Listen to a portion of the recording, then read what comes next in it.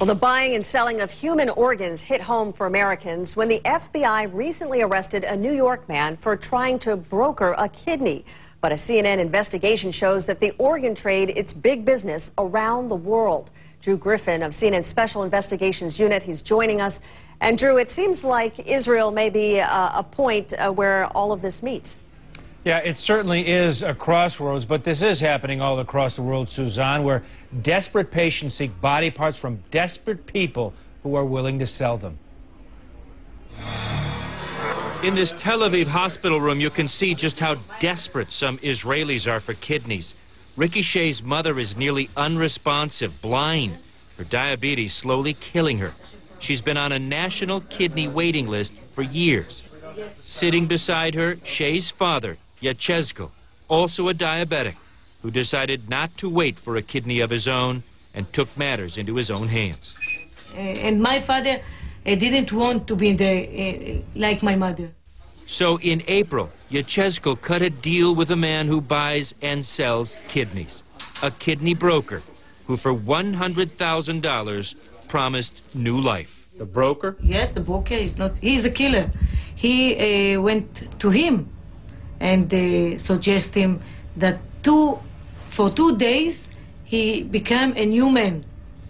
Come with me, 2 days, $100,000. Come with me. Yes. To China. To China.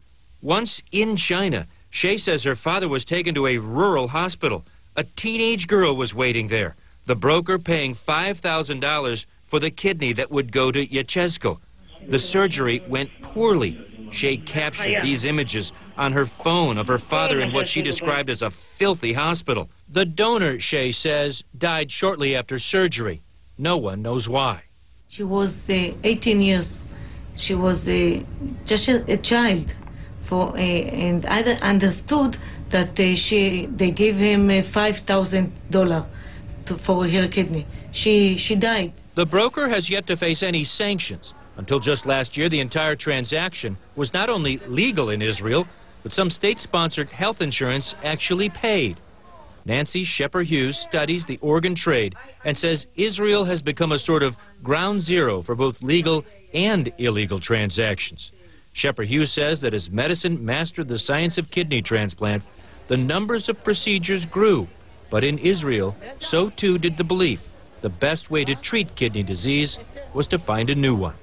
There's a belief, of course, that not only is transplant better than dialysis, but that you want a living donor because it's better than a kidney that was on ice or a kidney that was under a truck. This Israeli kidney broker insists he operates legally because he no longer finds kidneys for clients, but lets clients find their own. But he still wants his face hidden. He says Israelis have a phrase that they don't like to, quote, weaken their own. So when his own mother needed a kidney, she would not even consider the one her son wanted to give her. Your mother, you said, she wouldn't dare take a kidney from her son. Yes. But she would take a kidney from a person she will never know in China. Yes. What's so strange about that? It says that the rich person has more of a right to their health and their life than the poor person. This is reality. This is how it happens. His experience finding a kidney for his mom in China was so easy. He went into the business himself, making $5,000 a deal. He says he has arranged for nearly 220 transplants, profiting more than $1 million. The new Israeli law banning brokering of kidneys has made it trickier, but says if a patient arrives at his door with a donor claiming to be a relative, he can easily send them overseas, no questions asked. Are they really relatives? I don't know. I don't care. I don't will deal with that. And in Israel, relatives are relatively easy to find, especially when you have poor immigrants recently arrived in quick need of cash and patients willing to pay. Brokers can have these newly acquainted family members on an operating table anywhere in the world within weeks. Ricky Shay says in the search for a new kidney, her father lost $100,000 of borrowed money, his pride, and like his donor, is now losing his life. His new kidney is failing. my family is breaking. The family is breaking, but Shay says she has no doubt the organ broker is still in business. Suzanne, the Israeli Health Ministry tells us police there have launched several investigations now into the illegal brokering in body parts, specifically kidneys. But those who study this organ trading say the desperation that drives it on both sides makes it extremely difficult, if not impossible, to stop. Thank you, Drew. Unbelievable story. Thank you.